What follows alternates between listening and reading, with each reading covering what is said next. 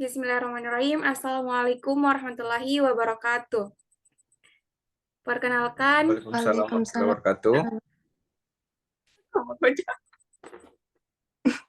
Kalau salah orang ditunggu dulu, nung dijawab, baru kok kasih. ulang. Bismillahirrahmanirrahim. Assalamualaikum warahmatullahi wabarakatuh. Waalaikumsalam Waalaikumsalam warahmatullahi warahmatullahi wabarakatuh. Perkenalkan, kami dari kelompok 3 yang beranggotakan saya sendiri, Nurfitri Ramadhani AR, Saudara Muhammad Tegar, dan Saudari Nurul Pratiwi. Di sini kami akan membahas mengenai mekanisme proses penyelenggaraan pendidikan dan pelatihan. Langsung saja, adapun timeline atau pokok pembahasan yang akan kami bahas dalam presentasi kali ini mengenai konsep kinerja pelayanan pendidikan dan pelatihan, upaya peningkatan kualitas pelayanan diklat, dan terakhir proses dan prosedur manajemen pelatihan. Pertama, saya akan membahas mengenai konsep kinerja pelayanan pendidikan dan pelatihan. Pendidikan dan pelatihan diselenggarakan oleh lembaga diklat secara profesional untuk menjawab kebutuhan kompetensi aparatur yang berguna dalam rangka meningkatkan kinerja individu dan organisasi. Penyelenggaraan suatu diklat hendaknya dilakukan sesuai dengan peraturan dan pedoman yang telah ditentukan oleh pemerintah. Kemudian pengertian kinerja. Kinerja atau performance lembaga atau pelayanan diklat adalah hasil kerja yang dapat dicapai oleh karyawan. Ada hubungan yang erat antara kinerja individual performance dengan kinerja organisasi atau organisation performance. Nah, kemudian selanjutnya tujuan dan sasaran layanan diklat. Tujuan diklat menurut Peraturan Pemerintah Nomor 14 Tahun 1994 adalah pertama, meningkatkan kesetiaan dan ketaatan PNS kepada Pancasila, Undang-Undang Dasar 1945, negara dan pemerintah Republik Indonesia. Yang kedua, menanamkan kesamaan pola pikir yang dinamis, bernalar agar memiliki wawasan dan komprehensif. Ketiga, yaitu menetapkan semangat pengabdian dan berorientasi pada pelayanan, pengayoman, dan pengembangan partisipasi masyarakat, meningkatkan pengetahuan dan atau keterampilan, serta pembentukan sedini mungkin kepribadian PNS. Nah, kemudian pelayanan pendidikan dan pelatihan. Pelayanan pendidikan dan pelatihan prima merupakan terjemahan dari istilah excellent service yang secara harfiah berarti pelayanan yang sangat baik atau terbaik. Disebut sangat baik atau terbaik karena sesuai dengan standar pelayanan yang berlaku atau dimiliki oleh instansi yang memberikan pelayanan.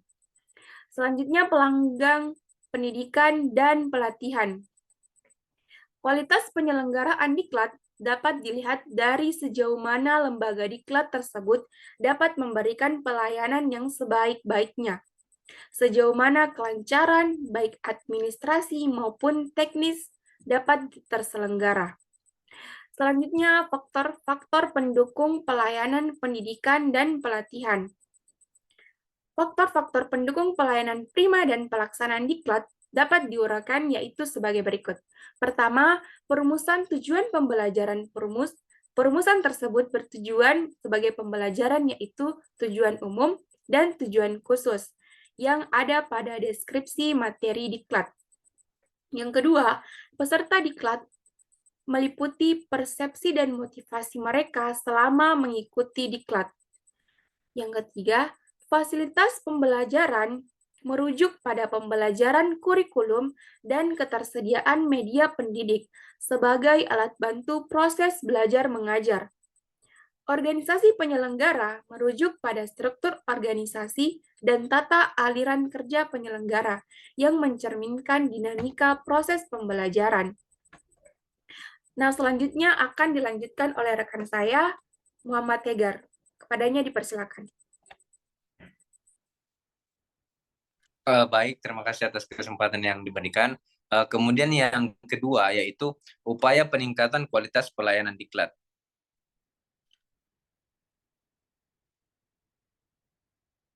Next.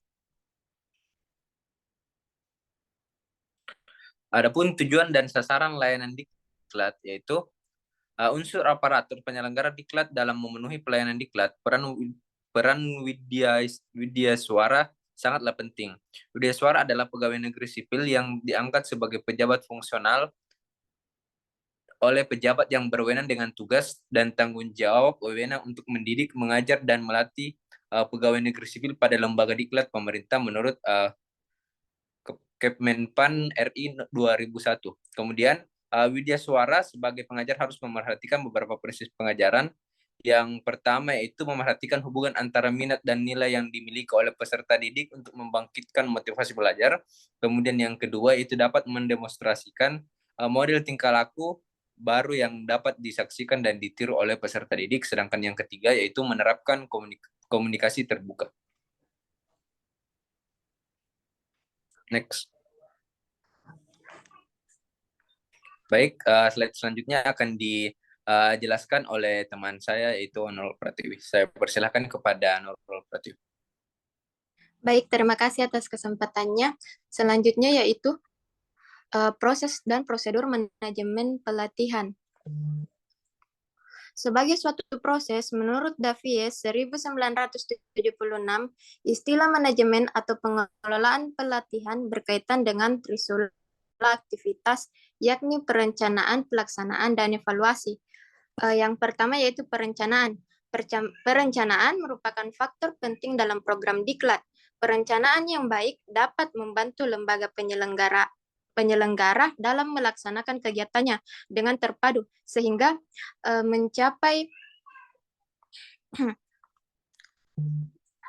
dapat mencapai hasil yang maksimal.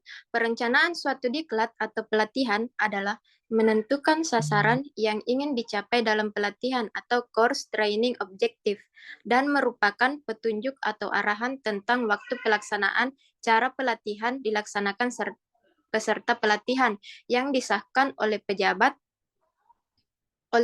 yang berwenang menangani masalah diklat, khususnya masalah yang menyangkut anggaran, waktu, sasaran yang ingin dicapai. Next. Menurut Royce Mingsi 2009, perencanaan pelatihan meliputi hal sebagai berikut. Yang pertama, menetapkan tujuan pelatihan. Yang kedua, menyusun strategi pelatihan. Dan yang ketiga, menentukan metode pelatihan. Next. Adapun beberapa metode yang dapat diterapkan dalam kegiatan diklat. Yang pertama, membuat silabus. Yang kedua, menentukan materi pelatihan. Dan yang ketiga, membuat session plan. Next. Adapun tujuan perencanaan diklat meliputi yang pertama, menentukan secara sistematis tahapan kegiatan diklat yang akan dilaksanakan. Yang kedua, menentukan aspek-aspek atau unsur yang menjadi fokus pada pelaksanaan diklat. Yang ketiga, menentukan model yang digunakan dalam desain diklat. Dan yang keempat, menentukan bahan, media, metode yang digunakan dalam pelaksanaan diklat. Next.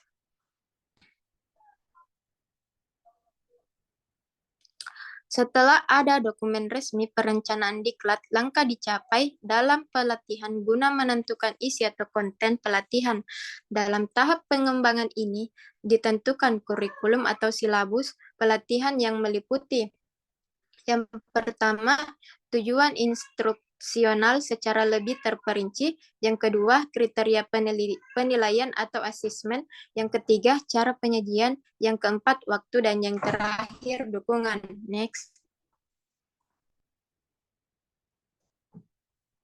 Yang kedua yaitu pelaksanaan. Lembaga pendidikan dan pelatihan sebagai unsur pelaksanaan program diklat sering bertanggung jawab terhadap tugas evaluasi diklat. Oleh karena itu, pimpinan diklat atau unit pelaksanaan diklat harus memahami yang pertama, organisasi diklat, yang kedua, pendekatan sistem diklat, yang ketiga, kemampuan personal pelaksana diklat, yang keempat, perkembangan dan tren dalam diklat, yang kelima, manajemen keuangan diklat, dan yang terakhir kebijakan diklat. Next. Selanjutnya adalah evaluasi. Evaluasi pendidikan dan pelatihan adalah komponen penting dalam sistem diklat. Tanpa evaluasi, tidak dapat diketahui program diklat yang diselenggarakan oleh suatu lembaga diklat berhasil atau tidak.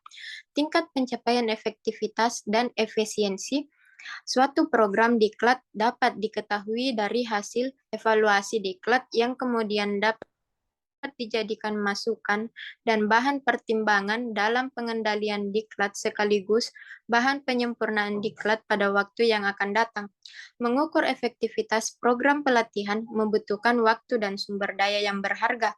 Banyak program pelatihan yang gagal memberikan manfaat yang diharapkan organisasi.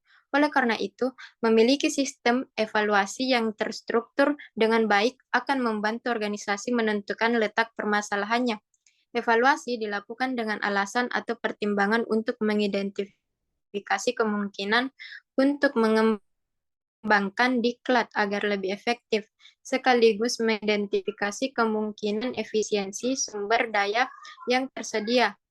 Adapun unsur-unsur yang terkandung dalam evaluasi diklat antara lain yang pertama sistematis, yang kedua memuat analisis kritis dari diklat atau pelatihan yang sedang berlangsung dihadapkan kebutuhan individu dan tempat kerja, dan yang ketiga memberikan indikasi yang jelas bagi kemajuan diklat berikutnya. Next.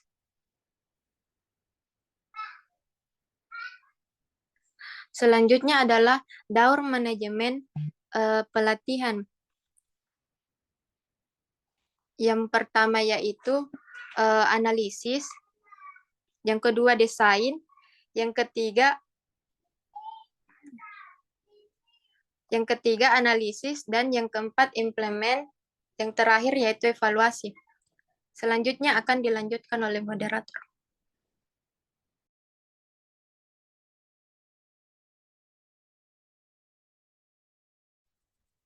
Baik, itulah tadi paparan materi dari kelompok kami.